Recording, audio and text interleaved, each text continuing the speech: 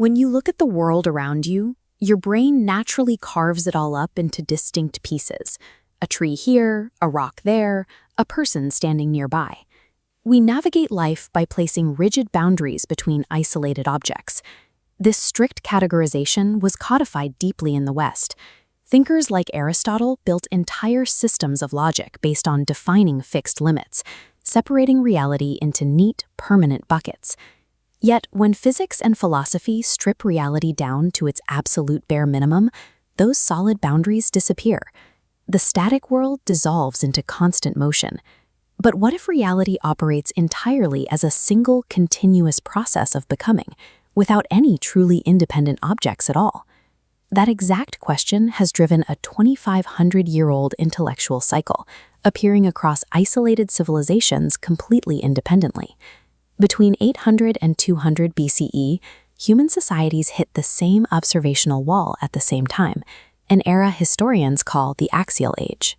In Greece, Heraclitus documented constant flux. In China, Laozi described the natural flow of the Tao. In India, Gautama Buddha taught the doctrine of impermanence. They used completely different vocabularies to describe the same underlying mechanism. Existence operates through dynamic motion. But recognizing a pattern of motion is entirely different from explaining the mechanics of how it actually works. To move past intuition, philosophy needed a systematic engine. That engine took shape in the Islamic and Iranian philosophical traditions, serving as a massive historical laboratory, attempting to map pure reason alongside human experience. This diagram maps their specific approaches. The first branch, Mashai, attempted to decode existence through pure logic, but logic has limits. This gap produced Ishraq, arguing reality is a hierarchy of light, grasped through direct intuition. A third path emerged through mysticism, schools like Irfan and Sufism. They bypassed analytical categorization entirely, pursuing truth by disciplining the self through rigorous spiritual practices. Because logic, intuition, and mysticism were treated as separate tools, they yielded fragmented answers. The tradition needed a single framework to stitch them all together. In the 17th century, a philosopher named Mulla Sadra combined these distinct methods into a unified model called transcendent philosophy. His core breakthrough is known as substantial motion. Instead of picturing reality as static blocks moving from point A to point B, he argued that substance itself is in a constant internal state of becoming. In this model, change is not an event that happens to a fixed object. The continuous transformation is the object.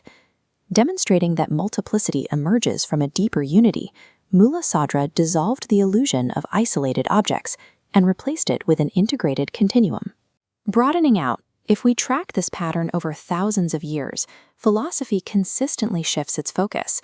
It starts by defining cosmic order, moves to tracking motion, and eventually turns inward to question the mind itself. This realization of continuous becoming appeared again in 19th century Europe, arriving independently through the historical frameworks of thinkers like Hegel and Nietzsche. Today, Mulla Sadra's 400-year-old synthesis is finding an exceptionally clear parallel in modern cognitive science. This diagram aligns substantial motion on the left with the modern brain kinematics model on the right. Both models view systems through their dynamic organization, ultimately merging into a single unified continuum. Neither framework accepts the brain as a mechanical computer built from static, independent parts. Instead, they define human awareness as a self-organizing, evolving process. Concluding, the enduring lesson from human intellectual history points in one clear direction. To understand the universe and our own minds, we must abandon the illusion of the static thing and recognize reality for what it is, an endless process of becoming.